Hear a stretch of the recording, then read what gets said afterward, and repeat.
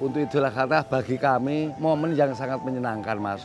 Yang pertama kami sebagai pedagang juga bisa senang, apalagi yang bisa korban juga senang, dan yang menerima dagangnya juga senang. Jadi ketiga-tiganya mungkin senang, Mas, gitu, Mas.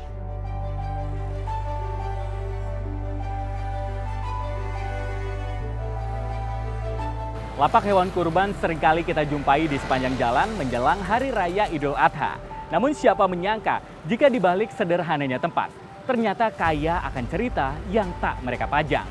Inilah fakta hidup pedagang musiman hewan kurban.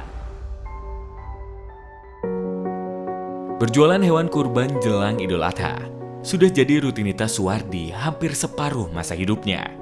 Berawal ikut kakaknya mengadu nasib di Jakarta, lapak bapak 53 tahun asal Wonogiri, Jawa Tengah ini kini sediakan 130-an ternak kurban, sapi dan juga kambing.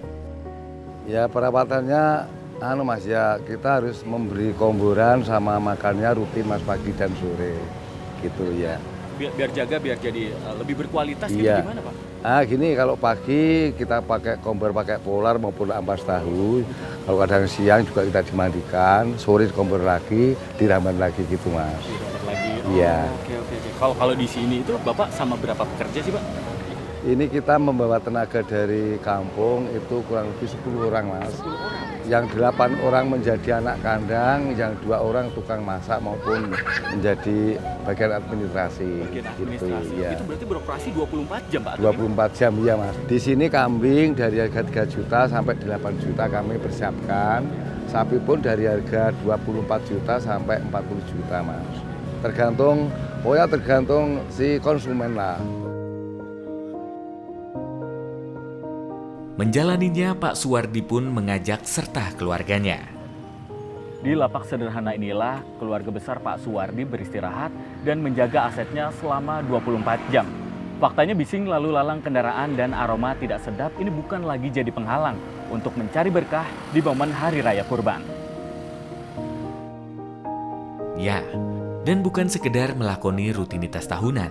Sembari berupaya merengkuh rejeki, Pak Suwardi pun melihat dan merasakan berbagai fakta kehidupan.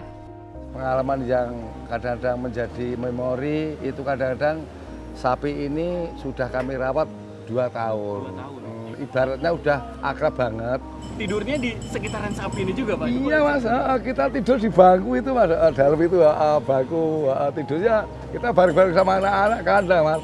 Enggak apa-apa, namanya berjuang gitu, Mas. Berjuang itu selama, Iya. selama berapa? Berapa kurang lebih di sini kurang lebih 2 minggu, Mas. Gitu, 2 Masalah minggu. gitu dengan baunya. Enggak suka, Mas. Pokoknya seneng lah. Adanya cuma seneng, makanya mandikan, ngobrol, ngasih makan. Itu tengah malam pun kita bangun, ngasih jerami gitu. Jadi dinikmati lah ya Pak? Iya. Kegigihan juga komitmen, menjaga, merawat, juga hanya menjual ternak baik dan sehat. Dirasakan pula oleh pembeli, yang juga tak sedikit sudah merupakan langganan. Kalau masalah orang jualan ini udah lama banget jualan sapi, Pak. Penjual sapi di kampung lama, bahkan bukan hanya satu. Termasuk ipar saya sendiri yang di kampung sana. Penjual sapi cuman bukanya di Teluk Gong apa di mana. Kenapa saya ke Pak Wadi? Pak Wadi itu orangnya gigih. Ya gigih lah, orang penjual sapi itu harus begitu. Harus gigih. Di balik hiruk pikuk pasar ternak, di balik ramai, tawar-menawar dan keringat, Pak Suwardi melihat, juga merasakan, bahwa dari setiap ternak yang ia bawa, jual dan akan kurbankan, sejatinya jadi harapan. Akan berkah bagi keluarganya, juga warga yang hendak tunaikan ibadah dengan berkurban. Untuk momen Hari Idul Adha itu kita momen bersama-sama, dari pedagang kami sendiri juga senang, bahkan yang bisa membeli bahan kurban juga senang, bagi yang menerima juga senang. Itu menjadi motivasi saya sebagai pedagang Lebaran Haji.